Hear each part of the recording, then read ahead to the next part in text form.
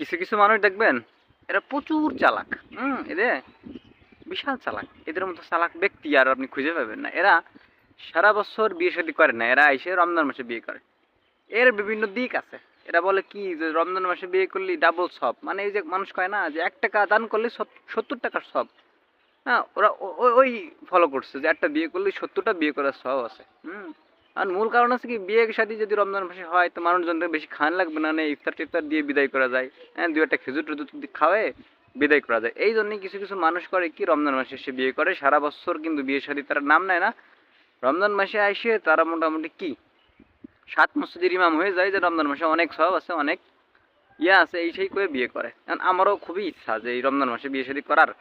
যদি কোনো সহৃদয়বান ব্যক্তি থেকে দেখেন যে বিয়ে শাদী করবেন আমাকে, চলে আসেন। এটা চিন্তা করছেন যে একটা বিয়ে করলেই 70টা বিয়ে সব আছে। হ্যাঁ, একটা বিয়ে করলে কত বেনিফিট আছে। আর রমজান মাস সবের মাস, আসলে এই মাসে বিয়ে করা উত্তম।